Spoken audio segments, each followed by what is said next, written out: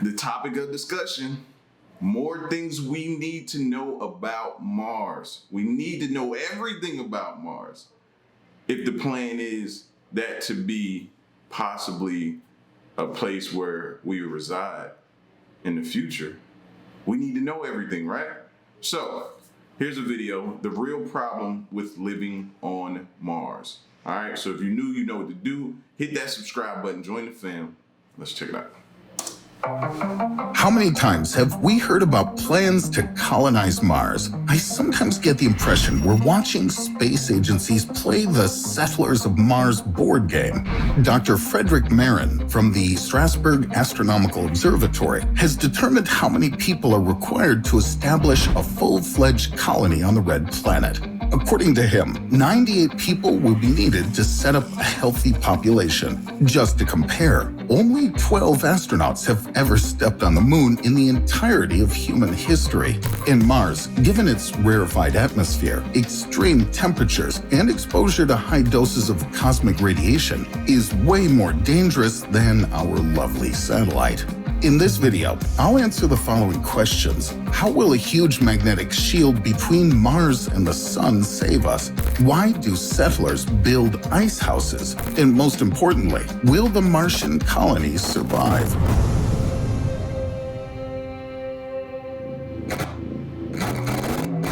The first problem the settlers will face is how to actually bring humans to Mars.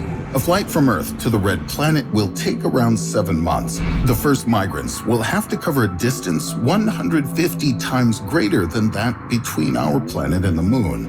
The ship will need a great deal of fuel to complete the trip. And I'm sorry, that's just mind-blowing. Listen, man, 7 months to get to your destination. That's just the start of the process. That's just, wow. Planet and the moon. The ship will need a great deal of fuel to complete the trip. And the heavier the tanks are, the heavier the whole spacecraft is, and the more fuel it requires. That's a vicious circle, and it jeopardizes a lot of NASA's planned crewed missions to Mars. However, scientists have found a solution. Walter England from NASA's Langley Research Center offers the following. It's known that a significant part of the fuel is wasted during landing. If we leave the main spacecraft with all the supplies in Mars orbit and send the crew to the surface in a small lander, we can reduce fuel consumption. Here lies another problem, though. How to make the lander safely reach the ground. The atmosphere of Mars is quite rarefied, and the average surface pressure is just 610 pascals, which is almost 100 times less than here on Earth. And the landing will be anything but soft. A space vehicle touches down smoothly only if it enters the atmosphere at an angle of 12 degrees. Within 2 minutes, the ship's speed will drop from 20,000 kilometers per hour to 1,600, and then the heat shield will come into play. It'll protect the spacecraft from the heat of 1,000 degrees Celsius that its body can reach in this process. At around 10 kilometers above the red planet's surface, the ship will open its parachute to slow its descent. Then at 2 kilometers up, it'll fire its retro rockets. It usually takes... See, I feel like a lot of people need to hear this because they think it's just as easy as, okay, we hop on the ship, we go there, they bring us down, they drop us off, and we start life. No, you see what all takes place in getting you there first? And landing you there?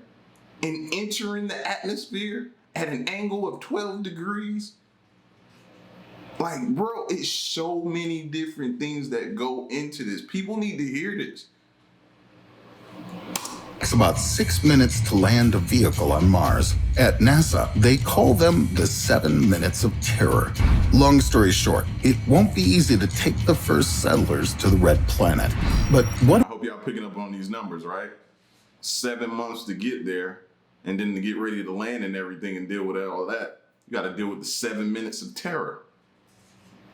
7. Start paying attention to these numbers. Very short. It won't be easy to take the first settlers to the red planet. But what awaits them after arriving at the destination? Oddly enough, the colonization of Mars begins on the moon. Professor Lucy Berthoud from the University of Bristol thinks that the mission to Mars would likely require us to build a base beyond Earth's orbit. NASA's planning to launch the Lunar Gateway space station into the moon's orbit in the present decade. It'll serve as a staging point for astronauts on their way to Mars. Futurists from Future Timeline believe that in the late 20s, we'll be able to send 2 nuclear-powered cargo spacecraft to Mars. And by the early 30s, the first SpaceX Starships will travel to the Red Planet with around 30 people on board.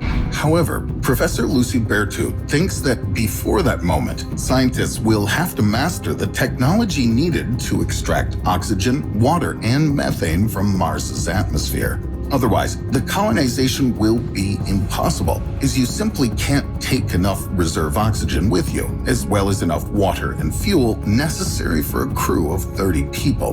And then I'm gonna need a backup for the backup, for the backup, for the backup. You know what I mean? If something goes wrong with this oxygen, I need another backup. And I need enough backups to feel extremely safe and comfortable, bro. So it's gonna be a ton of backups for me. As well as enough water and fuel necessary for a crew of 30 people. It's unrealistic.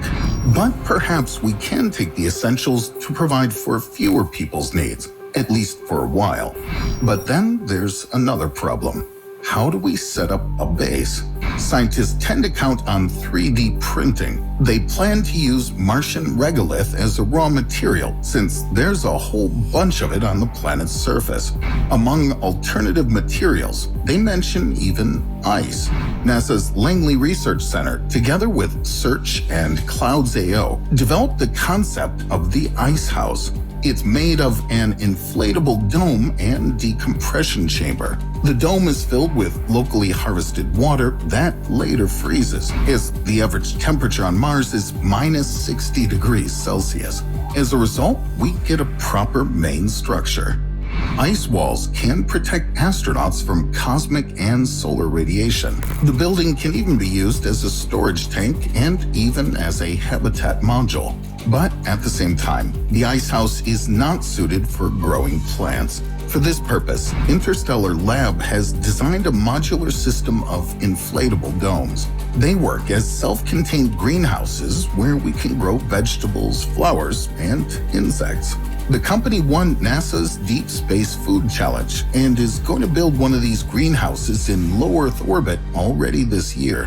When the greenhouses and first habitat modules are created on Mars, we'll be able to send there a new group of settlers, astronauts, scientists, miners, and workers.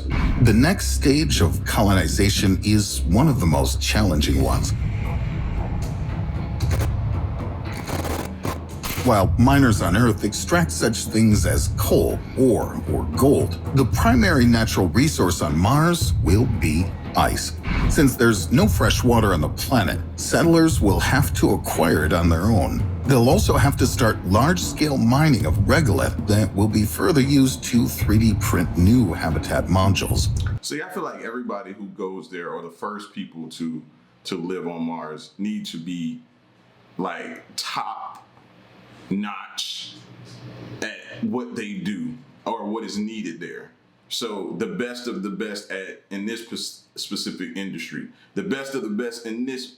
Okay, we need to grow things. Okay, we need to have the best person in that industry. Okay, we need technology here. We need to have some of the best people in that industry. Okay, we need this and that. I feel like they need to choose the best. It's like, you know what I mean? Like, it's like the military.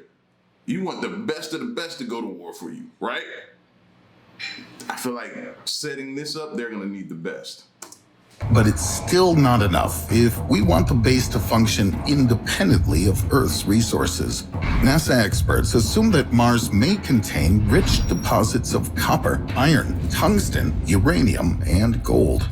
And we'll need special robots and new settlers to extract them. This is where another problem lies. That's an idea too, bro. I didn't think about that. All these robots they're creating and drones and different things they're using. Why not send the robots there first and let them start doing all of that stuff? Plus, you can control them from here. Something goes wrong, you can have another batch ready to go in 7 months to, you know what I mean? Send them there. why not go that route? I think that's, instead of trying to actually put people there, use the people here to help guide and help those who are controlling the robots of what they need to be doing. Combine them two together to help the robot. I think that would be the better way to go, to actually send actual humans there, man. Too much is at stake and too much could possibly go wrong.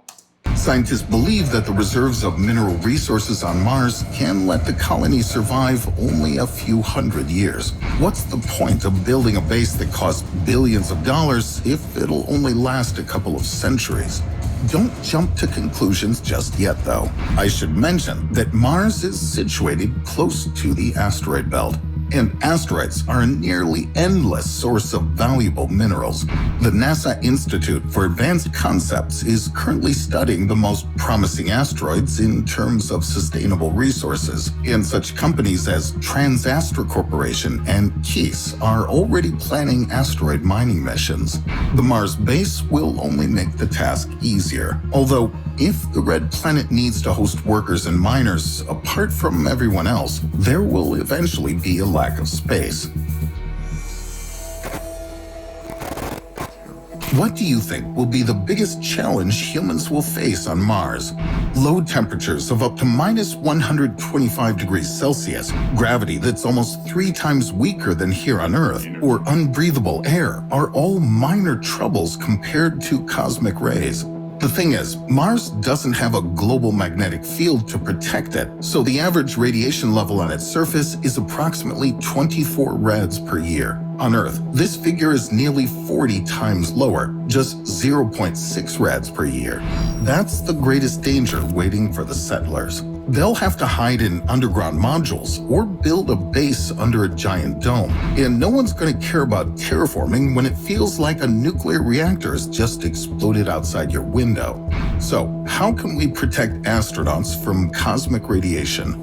James Green, NASA's chief scientist, has proposed to launch a magnetic dipole shield to a stable orbit between Mars and the Sun. This shield will generate an artificial magnetic field with a strength of 1 or 2 Teslas and will be able to protect the surface of Mars and its dwellers from solar winds and radiation. Wait. We have the ability to create something to do that? Are you kidding me right now? We have the capabilities to do that. That's, whoa. I still don't think we should send humans first, though. I'm still gonna hold on to that. That's just my stance on it. I don't think we need to send humans first. Protect the surface of Mars and its dwellers from solar winds and radiation. Scientists think it'll help increase the planet's temperature a bit as well, and even thicken its atmosphere. If we manage to deploy this magnetic shield, settlers will be able to begin the next phase of terraforming, growing plants right in the Martian soil. As you already know, the planet's surface is fine regolith, but this material won't do in this case.